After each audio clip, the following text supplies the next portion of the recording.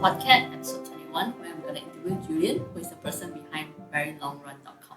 Hi everyone, it's an honor to have Julian here to be on our show today. Hi Julian, welcome to the show. Hi Catherine, I'm really honored to be here today as well. Thanks for inviting me. Thank you. For the benefit of our audience, could you please briefly introduce yourself? Sure. I have been in the banking and financial services industry for quite a long time, almost 2 decades. And I've been both a stockbroker as well as, they call that the sell side, as well as on the fund management side, which they call the buy side as well. And right now I'm submitting an application to the Securities Commission to obtain what they call a digital investment management license to set up a robo-advisor. And I have also been on the morning run team at BFM. And I also run a blog called theverylongrun.com. Cool. So what made you start blogging about finance, and what's the story behind the Very Long Run? So when I was working in the fund management industry, I realized that something was not quite right, in the sense that the product prices in unit trusts and even insurance were very expensive, and a lot of times they were even sold as what they were not. So I decided to start writing about it. I thought I had something to say, and so I decided that I would sort of convey this information to the public. And it so happened that I also quit my job after 2 years of working as a fund manager. I quit, and there was a period of time that I had nothing much to do, so I just decided to write about all the thoughts that were in my head. And why the Very Long Run? Yeah, I believe that people are too focused on the short run. Even people in the investment industry, where we are constantly exposed to a barrage of quarterly outlook. You know, what people will ask the question, oh, what stock to buy today, right, or next month, or something like that.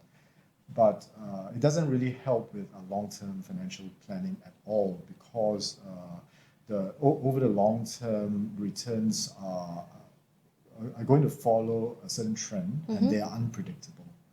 So I think if you focus on a very long term, especially for financial goals like retirement and your children's education perhaps, then that's good for you. That's good for your financial planning. So what was the most impactful financial lesson that you have learned? Yeah, I think this was also around 10 years ago. Everything happened like a decade ago, right? I think the moment of epiphany came when I discovered ETFs and index funds, because it allowed you to buy the market. These are financial products which package a bunch of stocks together to represent a certain market, right? And they were being sold very cheaply. And actually, I found this very, very liberating. As an investor, as a fund manager, I found it very liberating because it frees you from the need of having to pick the right stock, pick the right fund, even pick the right currency to expose your investments to. You don't have to do that. You just buy into the general market and ride on the market. And I think a main point of this is the main debate that's going on in the investing world, which is the passive versus the active, right? Passive investing versus the active investing. We passives, and I would put myself in the category of passive, we don't want to predict the future. So we just want to let financial assets carry us through.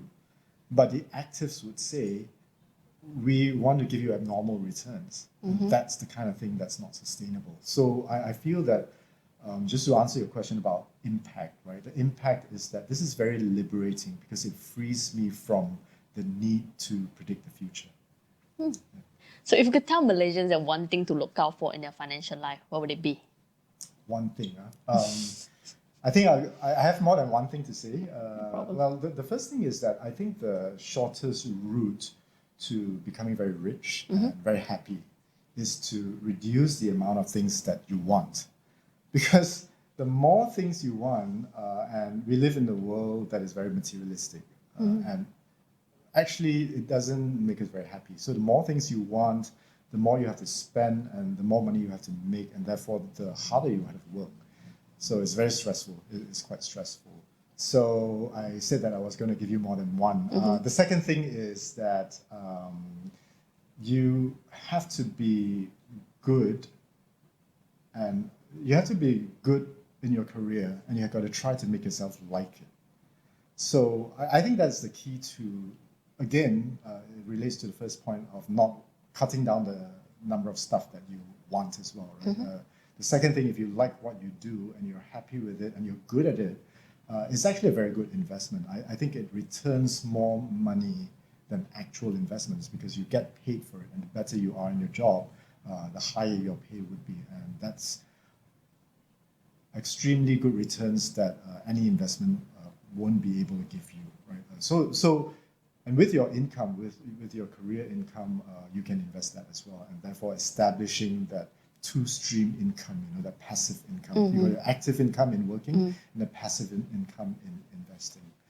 And the third thing, so this is the final one. All right, no problem. This final one, I think people don't have to kill themselves trying to buy a property and a car, especially with technology these days. It can support your transportation needs, ride sharing, car rental services, all sorts of business models are coming out to aid you with technology and to, at the end of the day, actually make you happier. So what advice do you have for the Malaysians who are still recovering from their financial mistakes, and also those who have yet to do any financial planning?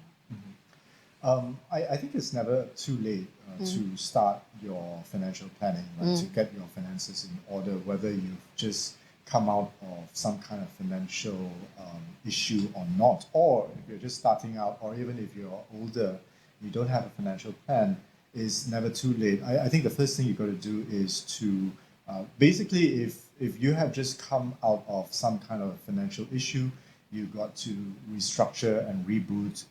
Make sure that you get into investments that are very high quality and very cheap at the same time, right? Don't have to spend a fortune hiring like a star fund manager, because I think at the end of the day, markets still rule, right? And if you bought into some bad investments and those investments crashed, it's okay. You got to stay long term, especially if you have a retirement goal. Stay long term, and markets move in cycles. But over the long term, the statistics show that they actually go on an uptrend. So just stay the course. But also you got to protect yourself and your family by getting some pretty good insurance policies. I think that there are some online insurance platforms out there today that sells insurance in a very cheap and flexible way. The focus should actually be on the coverage. Traditional policies are they want the advantage of fixing your premium over long term, but that takes the attention away from the coverage. So the more you fix your policy, right, the lower the coverage has to become. But what these online models is like the erasure of insurance, right? The online insurance models are coming out to say that you can have a much higher coverage with slowly rising premiums, but very cheap premiums in the short term. And that will make your mind focus on the right thing, which is coverage, right? Because if something happens to you tomorrow, your family would be able to make use of the higher sum assured that you have. But I would say that just keep saving and investing as much as you can. And again, going back to the point of happiness, right? You want to be happy. You don't want to spend too much, and therefore you have more to save, and you have more to put aside to secure a financial future. So what is the one big audacious habit or goal that you want our audience to take action now? I would say that you should try to cook your meals 3 days a week for the next year, or maybe for the rest of your life, because I think that you learn how to cook, you can fend for yourself. And I promise you that no matter how bad or how good your cooking is at the moment, your cooking skills are at the moment, right? For the next week, even if it's bad, force yourself to eat your own crappy food. But as you go on in the year, by this time next year, I promise you that you'll be so impressed with your cooking skill. You would know more about the food that you eat. You'll be healthier, and I think you'll have more money in your bank account. So it's time for the random question game. You want to go ahead and press the button to... Sure. Yep. Wow, this is so exciting. Okay, so the question is, who would you rather be accidentally mistaken for? So, would you rather be accidentally mistaken for Hugh Jackman or Bill Gates? Wow. Wow. I don't know, man. I don't know. It's a tough choice. Hugh Jackman or Bill Gates. I think I'm going to go for Hugh Jackman. Really? That surprised me. Because it's a compliment, right? Like, if somebody mistook you for Bill Gates, it means that you're not very good looking. but then again, it also means I think, of course, Bill Gates is one of the richest people in the world, and he's done very, very good things for the world. Yeah. Like, apart from that bad thing that he did, which gave us Windows, right? Which is so hard to use sometimes.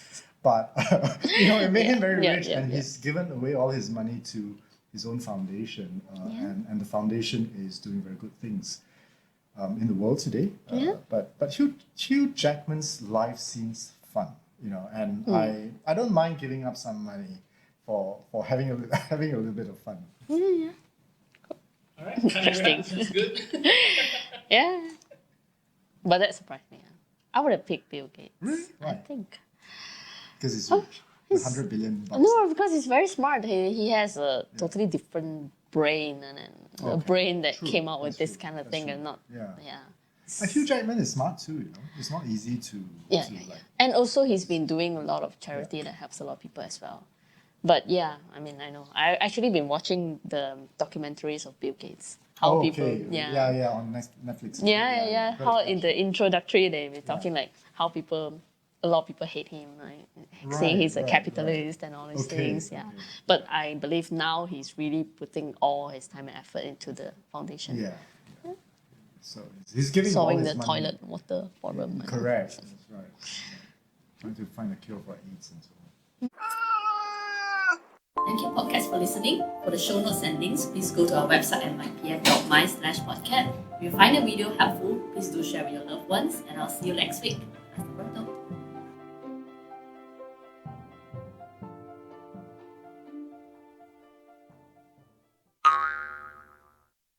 I love to eat bitter gourd, like bitter gourd noodle.